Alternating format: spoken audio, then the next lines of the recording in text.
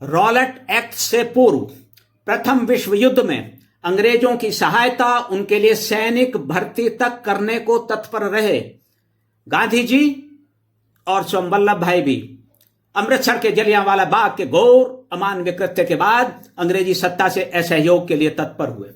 1 अगस्त 1920 ईस्वी को सरकारी स्कूलों, कॉलेजों, न्यायालयों और धारा सभाओं के बहिष्कार, स्मृति चिन्हों और उपाधियों को छोड़ने, विदेश निर्मित वस्तुओं विशेषकर वस्त्रों के त्याग और सरकारी नौकरियों से त्याग पत्र जैसे प्रमुख कार्यक्रमों के साथ असहयोग और स्वदेशी आंदोलन प्रारंभ हुआ। लोकमान्य बाल गंगाधर तिलक ने आंदोलन को अपना आशीर्वाद और सहयोग देने की घोषणा की। यद्यपि इसके विधिवत प्रारंभ होने से पूर्व ही उनका स्वर्गवास हो गया। उस समय के प्रमुख मुस्लिम नेता मोहम्मद अली, शौकत अली, हसरत मोहानी, आसफ अली, मुख्तार अहमद अंसारी आदि भी असहयोग और स्वदेशी आंदोलन के साथ जुड़े। उनके साथ जुड़ने का मुख्य कारण टर्की के शासक, जो इस्लामी जगत में एक खलीफा के समान थे, की स्थिति को, जिसे अंग्रेजों द्वारा प्रथम विश्व युद्ध में उनकी पराजय के बाद बदल दिया गया था और इसीलिए टर्की अब अरब, फिलिस्तीन आदि में अनेक मुस्लिम धर्म स्थलों पर अपने अधिकार से भी वंचित हो गया था, यथावत कराने में इस आंदोलन के माध्यम से भारतवासियों का सहयोग लेना था। यही उनकी प्राथमिकता थी। भारत की स्वाधीनता और देशवासियों की आत्मनिर्भरता से जुड़े स्वदेशी की बात उसके बाद थी। गांधी जी ने उनकी बात को मानने का निर्णय लिया। आंदोलन असहयोग और स्वदेशी की अपनी मूल भावना से भिन्न हो गया। वह असहयोग और खिलाफत आंदोलन बन गया। वास्तव में वह निर्णय सही नहीं था।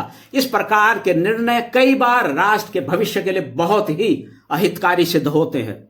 ऐसा ही इसके संबंध में भी कहा जा सकता है। बाद के देश के राजनीतिक घटनाक्रम से यही बात सिद्ध भी हुई। देश की स्वाधीनता संघर्ष के साथ टर्की के शासक अथवा खलीफा के प्रश्न को जोड़ने का भला क्या औचित्य था।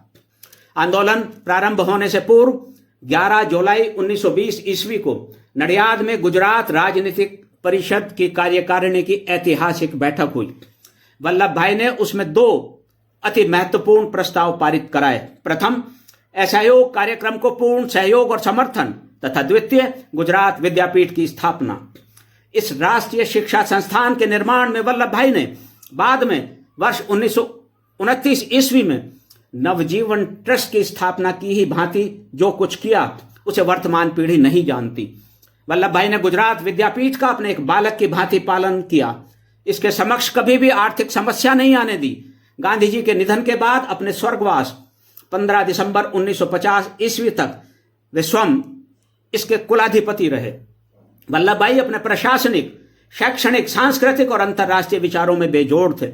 लेकिन यह एक विडंबना है कि उनके विचारों और कार्यों से भावी पीढ़ियों के परिचय के उद्देश्य से उनके नाम पर कोई पीठ तक इस संस्था में स्थापित नहीं की गई।